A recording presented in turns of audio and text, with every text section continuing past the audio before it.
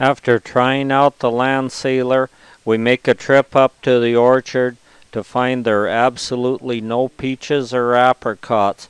There are some apples, but the webworms are all over the apple tree, spinning their web, and the little insects are crawling out, eating the apple tree clean. So we picked us a few apples that we're going to eat here and a few to take along with us.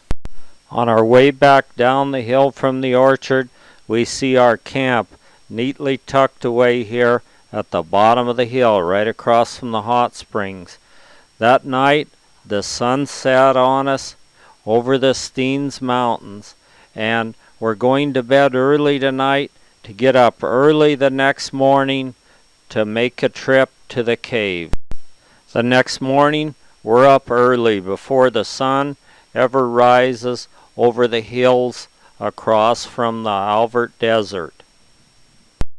Slowly and majestically, the sun pokes its head up over the hills across from the desert, warming the air and letting us know it's going to be. The sun rises slowly over the mountains across from us and shines across the Alvert Desert as we're preparing to make our 60-mile trip to the caves. Marge insisted that I take the kids over there, so I guess I better do it. I remember a saying from an old sheepherder where I was raised, if you're going to miss the sunrise, you just as well stay in bed the whole day because you've missed the best part of the day. And I think he was probably correct, those words of wisdom that I heard so many years ago. We head up the east slope of the Steens along a gravel road. We saw many jackrabbits hopping around on the road here as we head north. We pass a very unique and interesting ranch here as we make a course toward the caves. It almost looks as though this rancher here does nothing much but break horses out here in the Great Basin Desert. Our road is dusty and well rutted as we head straight east here out across the Great Basin Desert. A few very pretty Pinto horses graze out on the sagebrush plain out ahead of us. The real cowboy is supposed to ride in the middle so he doesn't have to mess with the gate. But I don't know what you do when I'm the only cowboy. I guess I'm the one that has to mess with the gate then. So we'll open the gate and go on. This gate is tied shut with an old worn out piece of real lariat used by a real cowboy out here on the real desert. A cloud of dust trails us as we make our way down a very rutted and very dusty road toward our destination of the caves. Across a sea of sagebrush, pretty soon we come to an interesting spot. This is an old collapsed lava tube here, leaving a little canyon here. So we'll go over and take a quick look at it. It looks sort of like a river.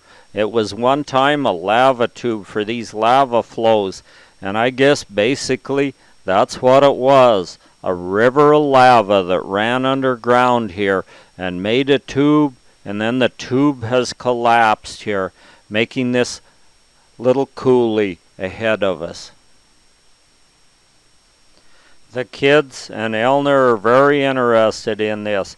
Since Elner's a school teacher, she likes to see these things, and the boys will be studying this sort of thing in school, so they're a little bit ahead of it here by seeing this in person. We drive up a little ways along this lava tube and find a place where it isn't collapsed at all, and so that's the cave that we're going in up here. We walk down through the grass, and there's a bunch of tumbleweed down in the bottom where you go in. The boys didn't seem to want to go through that tumbleweed. I guess maybe there's the concern of rattlesnakes.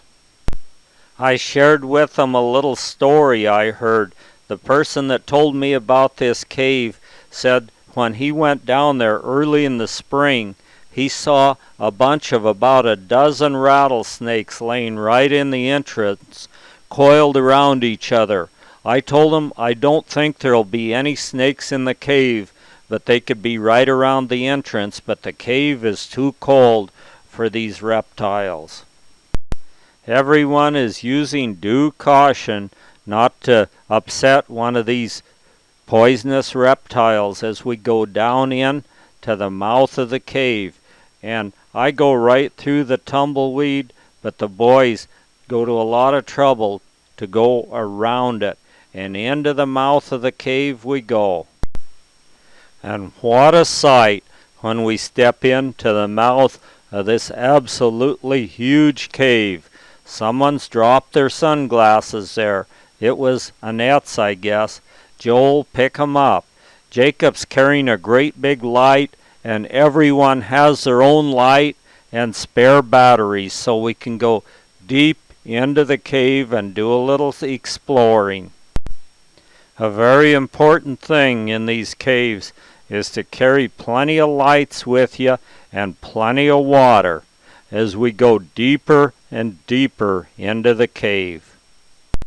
A warm jacket's pretty handy back here too, since the deeper you go in, the cooler it gets in this gigantic cave here. There's a place where we go right at first where it looks as though there's been a collapse from the ceiling and the floor. Maybe an earthquake or something has collapsed part of this down, so we have some rubble to walk over here, but only for about 100 yards. The boys examine the lava to try to tell where it came from, and you can tell pretty close by the shape and the texture of the rock just where it collapsed from. Well, I suppose that the dust blew in. So real far back, there's no dust, you think? Oh, I think it's dusty all the way. Now, as you go along here, look around the left side here. See where the lava's flowed here? Yeah. Look at here. See where it's flowed? It's left forever. It's like the moon. And look at this turn. Isn't this a neat turn here? Are you getting pictures, Grandpa? Yep. See here where this was probably the lower level of the flow, and it was probably cooler, so it built up more on the sides. But you can see where it's smooth, where it was working its way around here. We'll get Oh, what is that? now right around the corner there. Bat in here. Oh, is there a bat? Yeah, it just flew by Steven.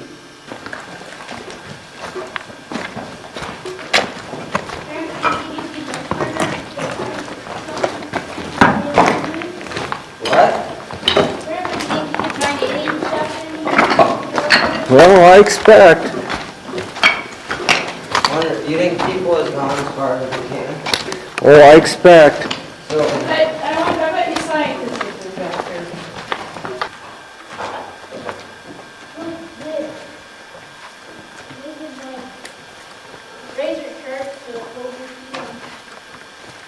By now we're in this cave a considerable distance, and it's total dark back here.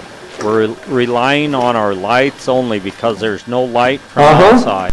There goes in the working cave. And some plastic.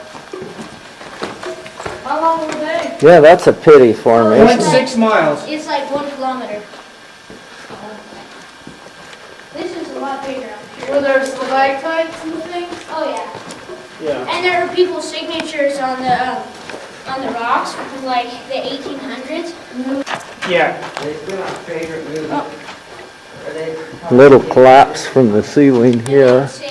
We're not going down very much either. Hey, look at this. No. Little stream. Right upstream. Yeah, that's probably where a lot of that sediment, that dirt on the floor came from, as water maybe washed it in. Oh, look at this. Here's one that just makes the leak. Yeah, look, it just goes like this, follows. And then it goes like this. Regular little stream been through here. Maybe on a really wet year, it'll flow a little. There's some. Is that where the water This came year in? was a really wet Oh, year. look at this. That's where the water came in, maybe. Look at this. This is where water came in. I know it. Yeah, because there's alkali. Yeah, What is? Oh. these rocks here. See, it's thin and rounded. It was part of the tube. Yeah, part of the tube. Looks just like a piece of giant pipe. Now look, that little stream meanders its way through here. Oh, now the tunnel's pinching down. Are you filming all this? Yeah, Oh, the whole time? yeah, most of the time.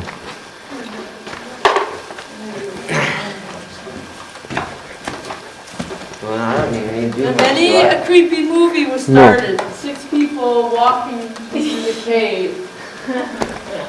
Oh, there's a movie with 6 people walking into the cave. What's that movie called? Oh, look, it's pinching down up ahead of Joe. Yeah, but then it's opening up. Have you been this far, Grandpa? Uh-uh. Jake, is this Then you, it's Jacob? opening back up, I think. Have you saw that one movie where all these girls go into the cave or whatever? Here's a darker Did it spot. come back out? Nope. It is a crazy movie with these white, like, crazy.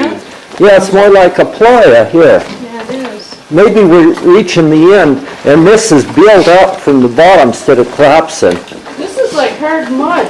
Yeah, I'll bet that all washed in here and Would this, sealed the tunnel off. so would this be the beginning or the end because it's closing? The end. Look at this. Oh, wow. Oh.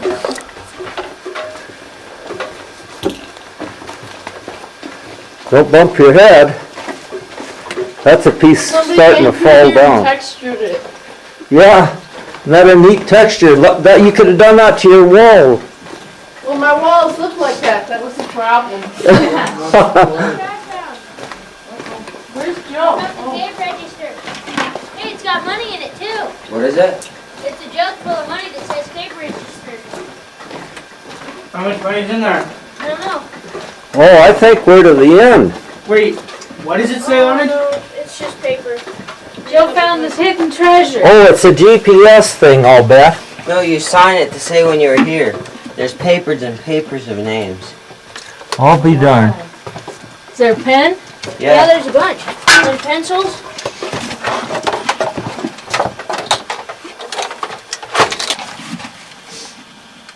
Oh, dude, I have your dad's business card. And it's got his My his email on it. my dad? Yeah, your dad. He has a business card? I didn't even know he had a business card. Well, but he didn't come, so you can't put him in. You have my business card. I'm looking for it. Okay. 95. Wow. Grasties?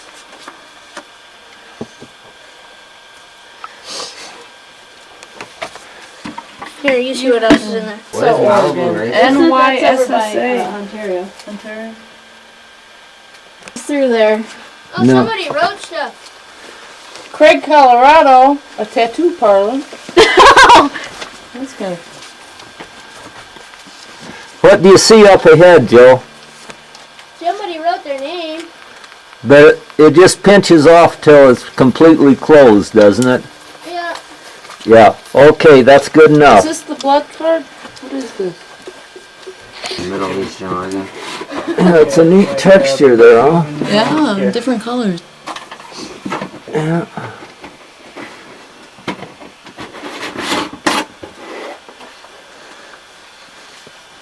This is just like a playa One of your here. tag red. Hidden treasure. Here, somebody lost their water bottle though. Joe, is Oh, this? yeah. Could you carry it, please? Could you carry She's it to already got me, hers, please? Joe. Carry it to me then. Yeah, okay. Bills in there. I saw. Yeah, saw Steve was bills like, in there. oh, there's money in it. Sorry, I didn't take it. Okay. You leave anything? I think we got everything, didn't we? I think so. Okay.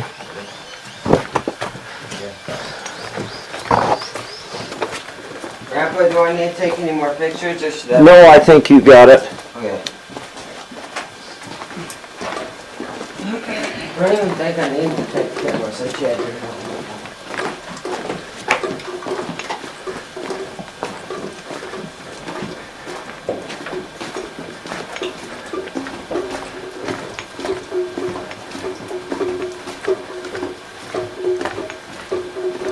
Yeah, that's good. Shine it down there on that little archway. Yeah, right in the tunnel. There.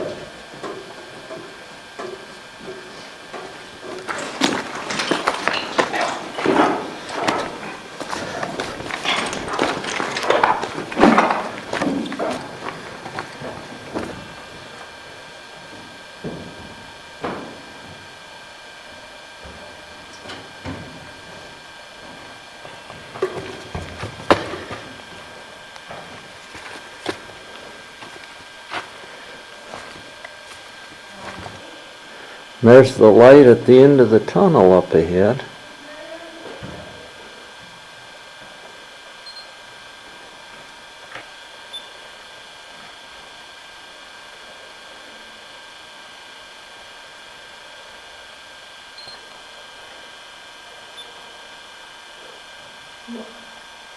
Okay, now maybe you could rotate it a little.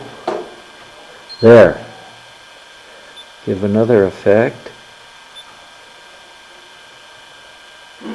Starting.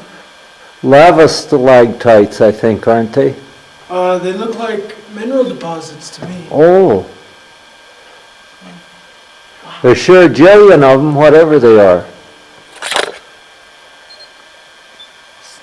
Each one of those little nubs takes like 50 years to grow like that. Yeah. Really? If they're mineral, regular stalactites, those took like 50 years. Well, those with the light turned on here.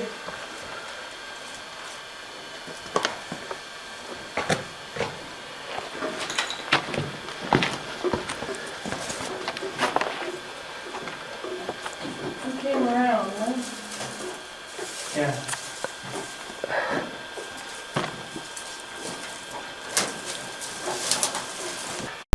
As soon as we step out, we can feel what a really hot day it is out here. After being in that air-conditioned cave and we get out, it's just really, really hot. We look around the mouth of the cave here, and there's sheepherders monuments at all these caves. The old Basque sheepherders drove their herds of sheep through here in the early spring, well over 100 years ago, and they made sheepherders monuments all over. After we get done with that cave, we go to where there's another cave, and Annette wanted to take a close look at the sheepherders monument. So we drive down a little dirt road till we see a row of them standing on the hill. Each one of these sheepherders monument is different. They're like a work of art here on the hill, and they were used for navigation as well as art out here. Below these sheepherders monuments, we find another cave, but this is a very small cave, and it looks like the sheepherders have built a little fence around it, and there's plenty of room. They could have crawled in there and been plenty comfortable at night while they watched their flocks. This cave is so small you have to crawl in it. Stephen crawled in a little ways and decided it wasn't worth exploring. I thought there might be a big room just inside there, but if there was, we didn't see it. And Stephen's just a little reluctant about crawling in this tight space. He's still thinking of that rattlesnake story I told him. About 20 yards. No, Then it ends? No, about 10 yards. Never mind. Then it ends? Yeah, it looks like it. I need a better flashlight. Well, you want to crawl in there and look. It's a lot of crawling. Here's a little sheep fence around here. Yeah, man. It's just a little one. We examine these sheepherders monuments here from all angles. This is a very, very special place, and these are very special sheepherders monuments. They've withstood the past century here guarding the hill. We're going to get in the vehicle, turn around, and head back for our camp. It's getting really hot out, and so we're going to go back and try the hot springs out and see what's happening on the Alvord Desert.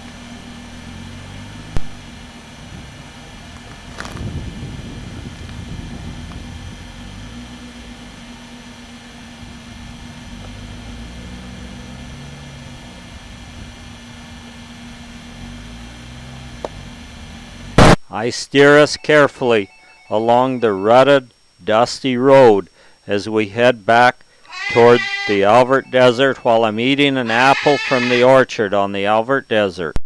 The rest of the group sat in the back seat watching for wild horses and watching the desert go by them as we head out. We know there are wild horses here. We've seen many stallion piles on the road, but we don't know where the water is, so that might have a bearing on where the wild horses are.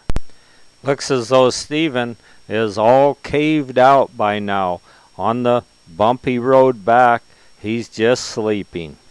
There are plenty of would-be photographers ready to catch any pose. One of the excellent photographers forgot to remove the lens cap. Mile after mile, we carefully picked our way along a very rough and rutted road covered with dust. I'm sure glad it didn't come one of those quick little rainstorms out here, a thunderstorm, or we would have had to have spent the rest of the summer there, I guess, till it dried out anyway. But it dries out in a hurry here.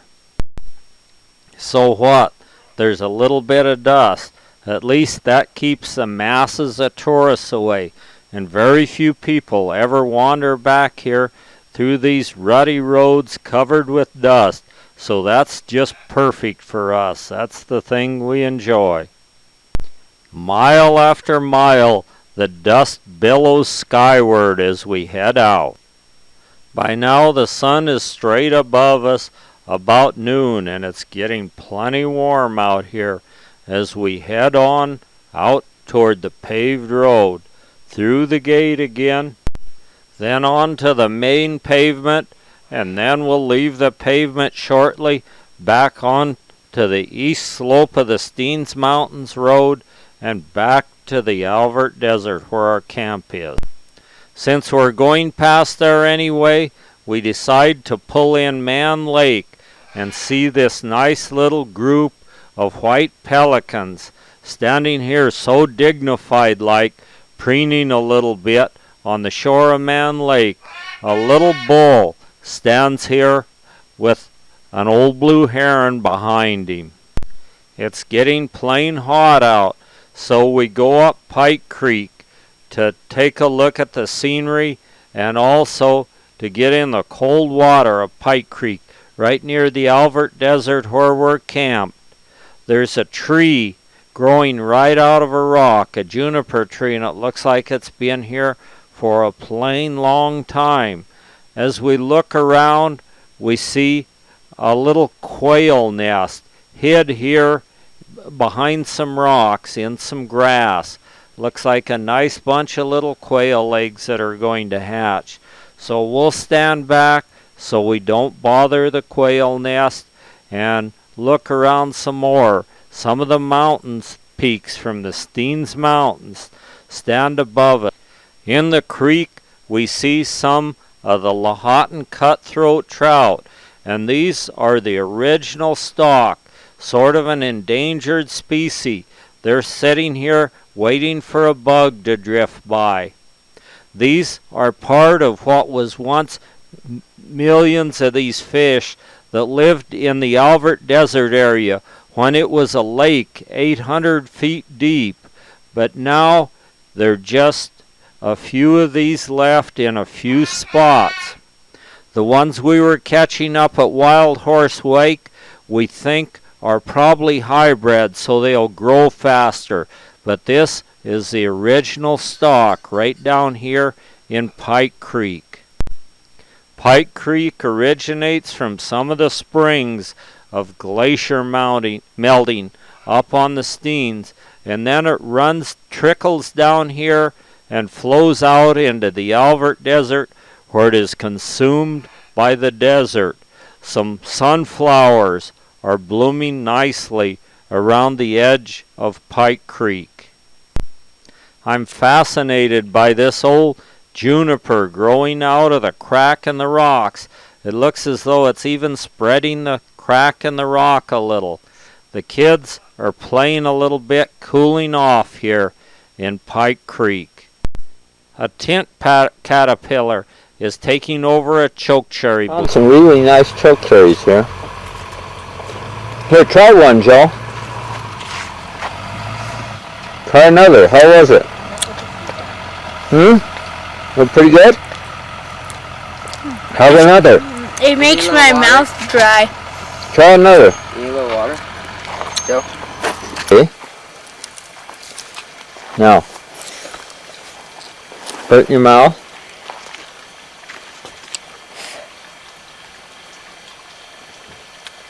How was it? How is it?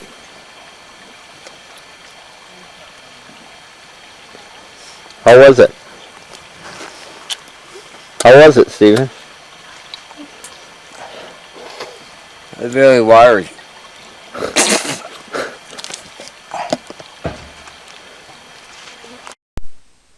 Across the desert, you can see a very distinct water line at the same level as Sand Gap. This was when the big lake was here, and it broke through Sand Gap, and apparently the water level sat there for a long period of time, right at the late Ice Age. We walk across the road from our camp to the Alvert Hot Springs. Somebody shut the water off, so it's kind of cool in there, and it feels pretty good, regardless of how hot it is out there. The water is piped down through these old irrigation pipes, so you can just shut the water off and let it air cool as the sun sets over the Alvert Desert. And like magic, we sit in the hot springs and watch the moon as it slowly creeps its way up across the Great Basin here, lighting the Alvert Desert almost as if it were daylight. It looks like it's a full moon now, and really a nice one. A few coyotes are catching up on their howling skills here under a full moon over the Great Basin Desert. We stay up quite late just to watch the moon climb its way skyward over the Alvert Desert. Every coyote in the area is singing his desert song under a full moon, and I don't know what those songs mean. Maybe it's a honey. Maybe they're saying, Wiley, there I saw a big fat rabbit up by the hot springs, and old Scarface, if you take the right ridge, I'll take the left ridge, and we'll see if we can cut him off at the path. And Shaggy, you come up the middle. The next morning, early, we get up and go down to Carl's. His roof's leaking, and he needs a hand fixing it. So we'll go down and see what we can do about it. Carl's the only full-time resident right here on the desert, and he's miles from the nearest neighbor and has no telephone. He's going to be 90 years old in about a month, and he needs a hand fixing this. His knee's a little bit bad now, so he can't climb up on the roof right now till he gets that knee fixed. So we have some boys here that are volunteering to do it. They roll out the roofing and nail it down for Carl. And he'll get some more roofing next time he's in town, and then the next trip by we'll finish his roof job. But we ran out of materials, and it's about 120 miles to go to get building materials. So we don't have time to go get it, and he'll get it the next time he's in town. The boys nail on the roofing, trying to get it done before it's too hot. The next morning, just as the sun starts to come up, it's time for us to start packing our tent and gear up and heading for home.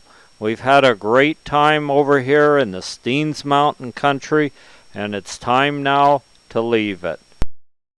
We set the motion detector camera up one night, and so before we leave, we have to go get it and see what we got on it. And we got an old badger coming in for the jackrabbit bait.